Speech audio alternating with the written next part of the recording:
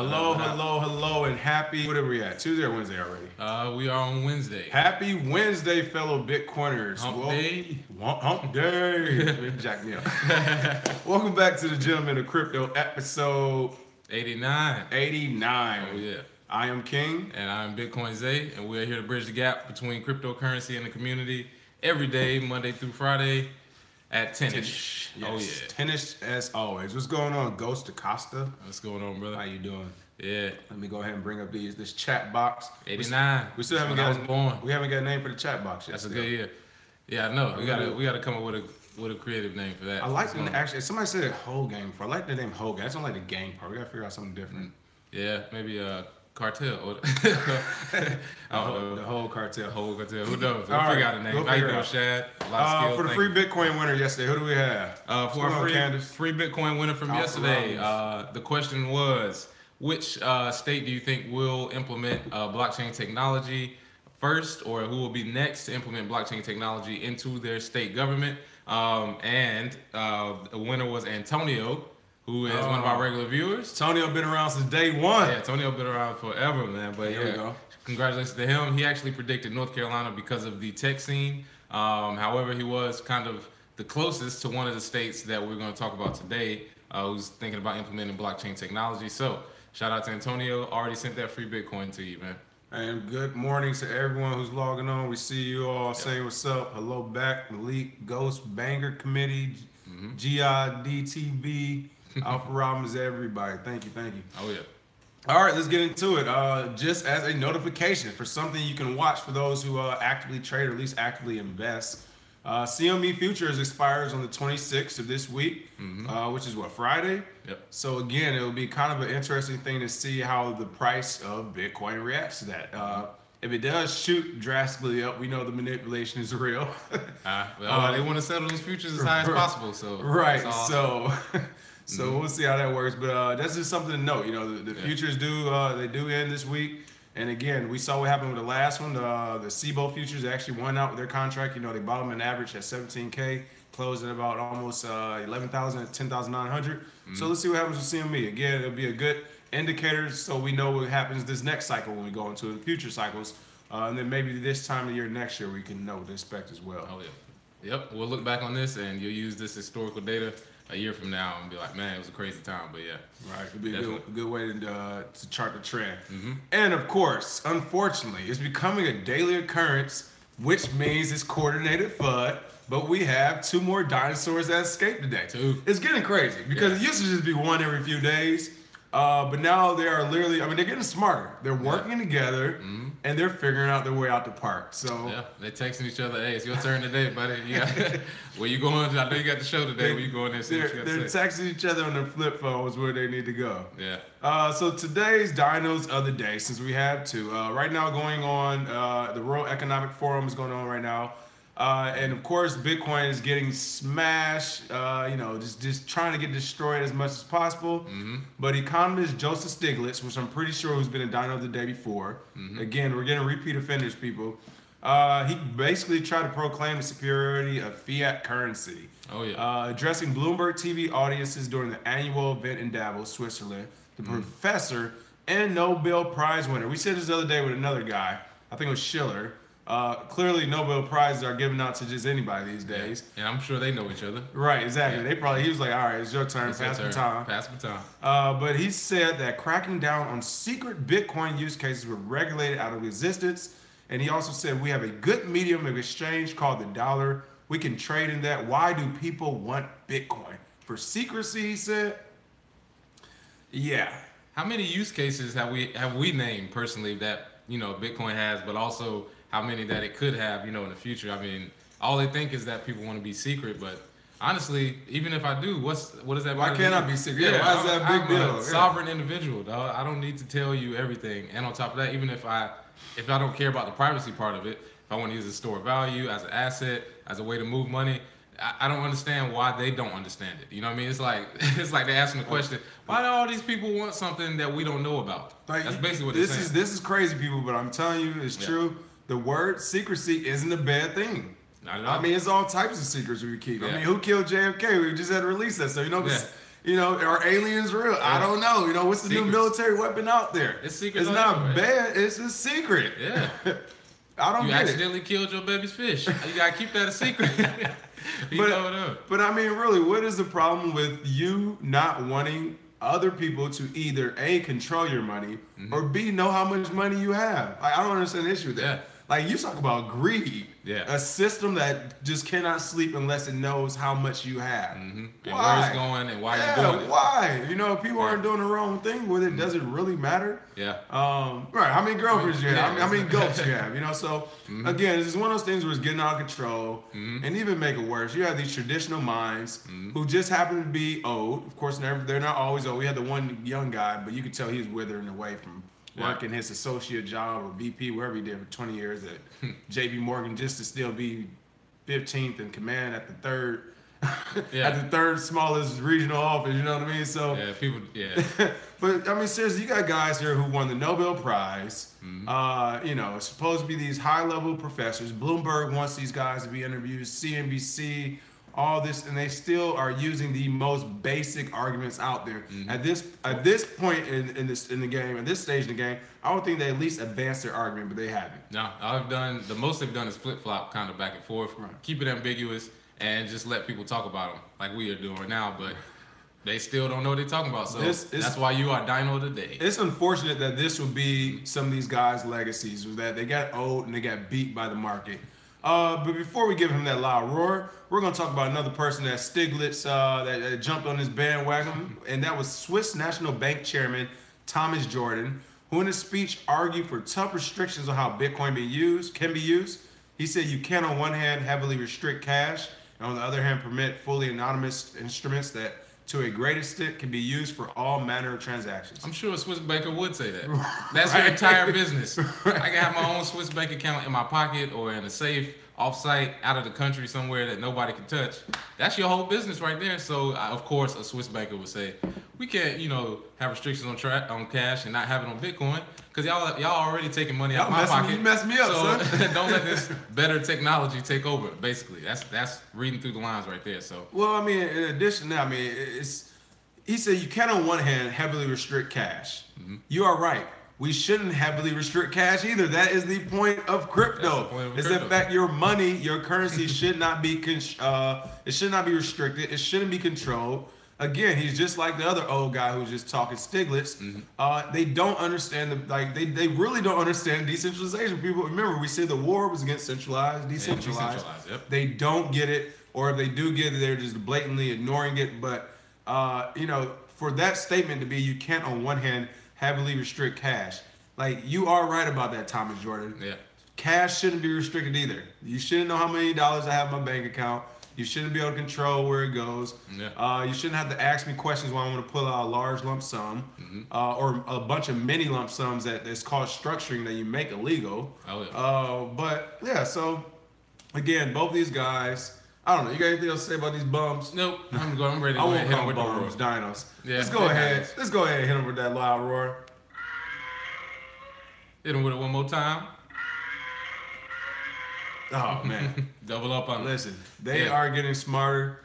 Give it another year. Watch, there's going to be like 3 or 4 of them coming out all at once, like the same day at different events. Yeah. Talking about, hey, have you heard about the terrorist attack that Bitcoin did? I told you guys. Yeah, get out of here. Right. So those are our dinos of the day. We got to do a better job securing the park because it's getting crazy the last 2 weeks. With all that, I know, right? With all that craziness, Nordea Bank has some things going on. What's going on with Nordea Bank? Well, Nordea Bank, which is Scandinavia's largest bank, has just banned their government employees from buying Bitcoin or from holding Bitcoin. This is ironic, seeing as how, most people who hold Bitcoin, they don't tell them, like, hey, I have Bitcoin. I'm sure they just do transactions through their bank. But this will affect over 31,500 people in the report.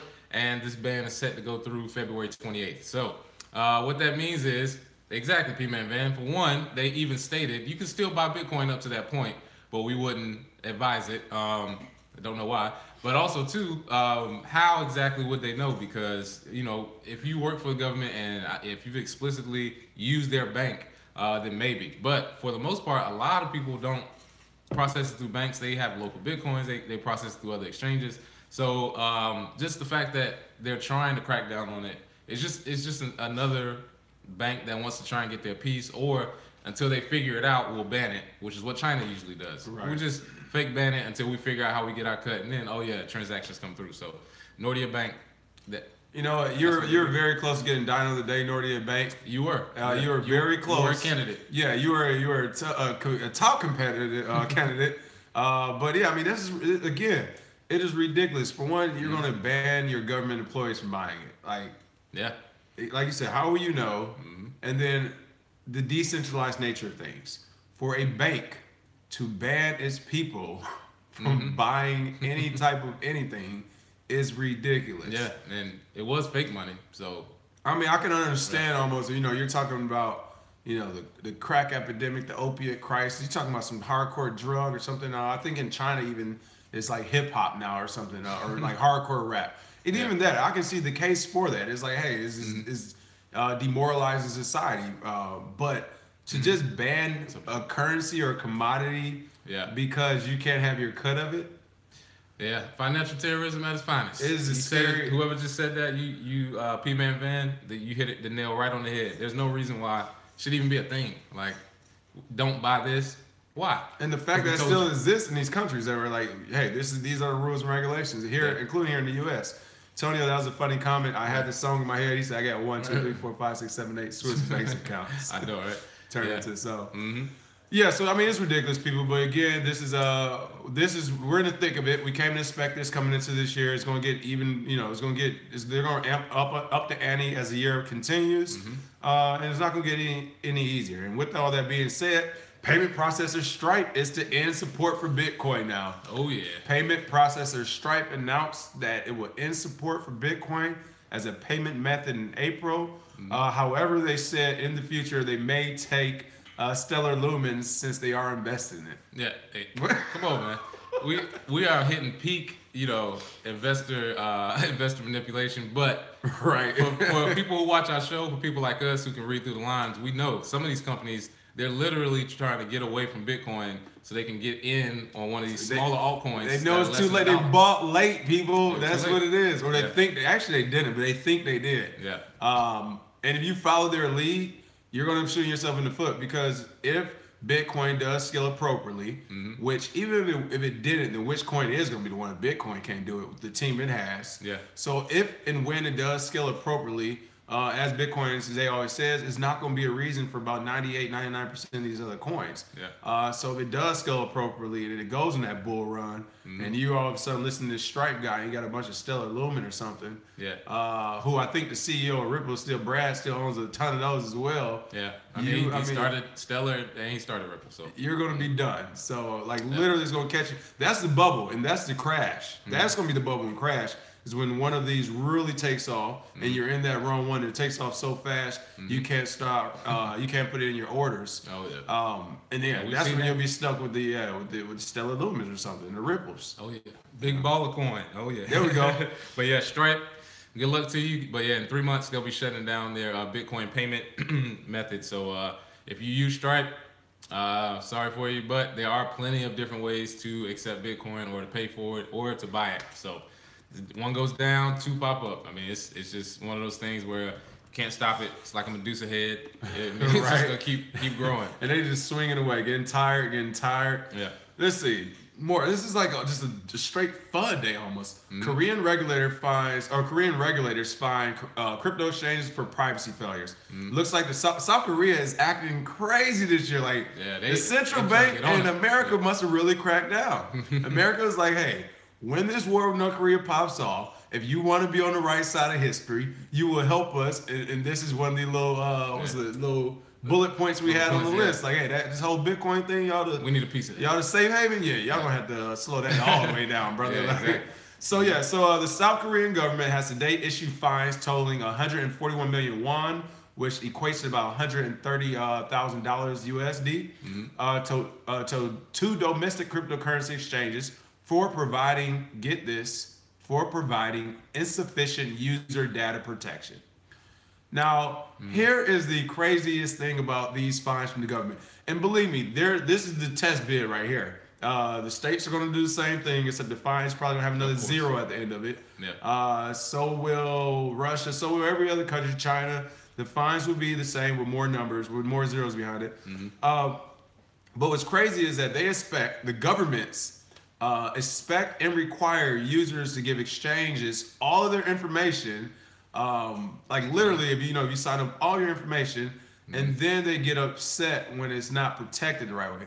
That is the reason of a decentralized, distributed network where you don't have to centralize it. Yeah, this is why we have this. Yeah, exactly. They don't get it. I mean, this is how I won't say they don't get it because they probably do. To be fair, this is why they're doing this. But this is why they're intentionally doing this. I mean, this is the game. This is how the government will make their money off it. They'll require an exchange to collect data, even though the exchange say, "Hey, we don't need to collect anything to make this work." Yeah. And then they'll fine them for saying, "Well, hey, you don't know how to really secure it. It's too centralized." And you're starting to look like Equifax that we backed for the last however many years it's been out. Yeah, and they got super hacked. So nobody was right. He said super hacked. Yeah, it's like smacked. Combo. Yeah, exactly. They got smacked. So hey, if you want to deal with centralized companies, that's on you. But in a decentralized economy, which is exactly what this is built for, this sounds silly. So I don't even know why they're trying to make sure they get people's data, because that's sort of the fight we're having now on a large scale, is most of your data being taken and then sold for whatever price. So yeah, that's one of those things. None of those places. And shout out to the people that just joined: Shaderica, Caitlin, Jonathan, thank you for joining. Shad, not in Tron or Ripple, but you do want to do your own research for long term, because some of these coins, like I said, will get pumped by the people who own them. So yeah, I mean, kind of with that as well, it's one of those things, people, where again, if you're using crypto, if you have any Bitcoin, if you have any type of crypto, you should be pushing everywhere you go, whether it's lunch, dinner, gas station, Toys R Us. I don't know. I know they're closing down their stores, so maybe not them. But like 7 left. Right, they got like 7 left. But wherever you go to spend your money, the question you should insert into the conversation during that little 10 seconds or a minute, 2-minute conversation when you're purchasing goods with merchants, just ask them if they take Bitcoin. If enough people do it, they will start accepting it. Once they really start accepting, whether it's Bitcoin or any other crypto, you don't have to go back to fiat. Once you don't have to go back to fiat, you won't need to sign up with some exchange. You won't need to give them your personal information. You won't need to have this linked bank account where the government sees everything. Everything will be on crypto. It seems like this big grand scheme of things, but really all you have to do is just go the local places you go. As long as you do it and enough people do that, it'll be fine. So I can tell you, here in LA, we've done it at like 3 or 4 places now, and people are starting to accept it. Yeah, Uber drivers, restaurant people, they're like, yeah, sure. They're going to take money. Especially, all you gotta do is tell them, hey, you convert it right back to USD. Tell them how, real quick, but they will take it. So, and somebody said there's too many fees to use Bitcoin. I'm not sure about that, because it depends on the wallet you use, and it depends on how you send it. So if you use an exchange wallet, or if you use a wallet that is made by a person, then the fees that they attach to it, the fees that they attach to it aren't necessarily dynamic to the network, because, like I said, I've made a couple payments and the fee attached was less than $1. Also, the fees have dropped 80% from 3 weeks ago. So what was happening was it was getting spammed because of Bcash. The meme pool, which is the transactions that actually come through, was loaded. It was overloaded. So actually, the transaction fee is going down rapidly, while the number of transactions is actually staying steady. In that case, right now, people may say, "Oh, it's too much," but we have mentioned Lightning Network. There was this video of the first Lightning Network payment for coffee. It was kind of, some people were like, "Oh, use the laptop to pay for it." Well, if somebody, it's dial-up, people. All right, it's dial-up internet. Give us some time. That's what I'm saying. Like, somebody was trying to show you certain stuff back in the day on those computers. You'd be like, "Oh, how, this won't scale," which is hilarious, because everything that can be scaled usually is, if you have competent developers. Bitcoin has proven that time and time again. So, yes, fees-wise, it may not be able to do it for what you want to do, but you have to find a good wallet, and you have to make sure the transactions you send back and forth are worth it. So let's answer a couple quick comments. First, Ghost Acosta said, "Isn't Bcash faster than Bitcoin?" No, technically not. really, if you want to get into like the thick of things, almost every other altcoin right now is faster than Bitcoin and Ethereum. Nobody uses it. Because no one uses it. When you have to scale to the level Bitcoin has scaled on, that's when you'll see Ethereum. Oh wow, yeah, exactly. Ethereum with crypto kitties crashed because of crypto. They were almost done. Yeah. So again, it seems like it because they're only dealing with this very small percent of the population. But once they have to scale, you'll see that. And it's not just, again, we mentioned before, it's not just crypto. You'll see this in any business, in any product, in anything. If it's not easily scalable, if it's not, you're just selling a pet rock to people. You know what I mean? Basically.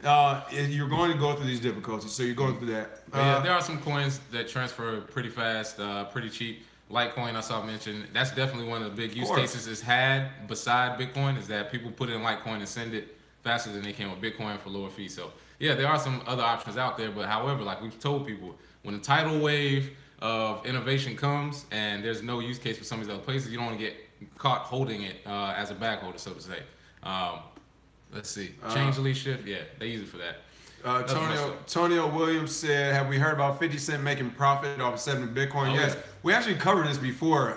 We covered it when he first... We covered it a while back, yeah. So, but for those who saw the article floating around, that 50 Cent sold his, I think it was a CD, Animal Ambition, a few years ago, and he was taking Bitcoin payments for it. So, yeah, they say if he still had that money, it'll be worth like $8.8 million a day. He says he has it. I want to see the wallet. I was gonna say I highly doubt he has it. I kind of want to see it because he says it's just been sitting there. But because he had a lot of money back then. I'm pretty sure he probably was like, "What? Yeah, y'all don't cash me out." Yeah, I know. Right? Yeah, give me my Talking money. about what? But other artists, we've said it before. It was like other artists have accepted Bitcoin, and we listed off about 15 artists who were accepting Monero, like Marilyn Manson, I think.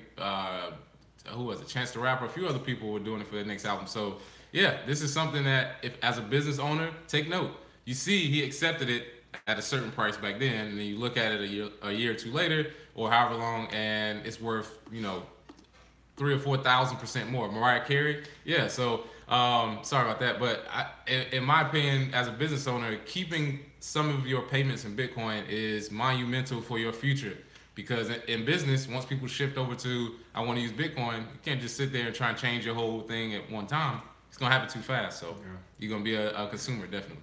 Michael Jones said, why is Litecoin priced so low? It has its use cases. It isn't priced low. That's the thing. I'm about to say, where were you when it was $2 and nobody thought it was going to get above 10? Like a year ago, Litecoin was not, I mean, that's when it was kind of priced low. But even then, it was still pretty decent. Yeah. At like $3, it was still a good buy. $3 to $5. So yeah. Litecoin isn't priced low. It is, I won't say it's oversold, or excuse me, overbought, but that run up to 300. Yeah, that run up was 300 happened really fast. Yeah, all right. You got to expect a pullback, and you got to expect that whenever it happens, that people are waiting to buy at a certain price. It just depends on what the market decides. So right. Oh yeah, and that's what also I saw a few people saying that A1 does mention it again. Good way for them to acquire Bitcoin. Yeah. Oh, that's what Michael Jones again. This is a good comment. He said he think they're going to pump altcoins to misdirect crypto investors and buy all the Bitcoin by driving the price down. I think that's what we just saw. That is what we've been seeing since Jamie Dimon started doing it. Yeah. Really since China. China's the biggest, but when Jamie Dimon started doing it last summer, and other bankers took note, was like, hey, you know how to get some cheap crypto, right? Yeah, exactly. Hey, tell me when you got like $30 million.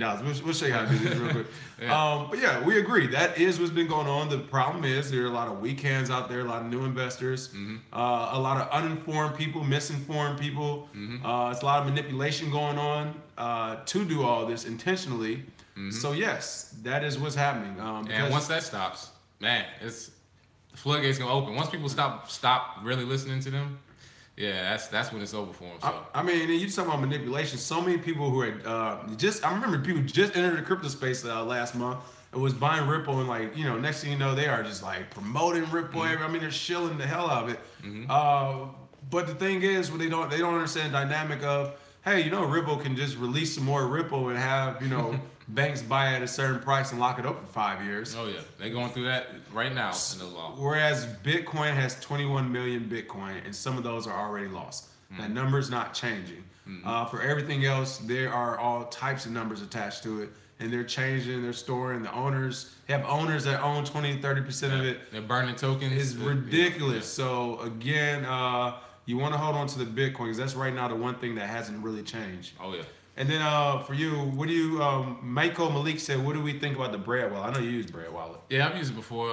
It's pretty solid. I like it because you can actually use it to make payments to your bank or to actually sell it to your bank. But it's so many good wallets out there now. Bread is probably top 10 on iOS, I believe. However, solid wallet. I don't use it much anymore, but yeah, it's solid.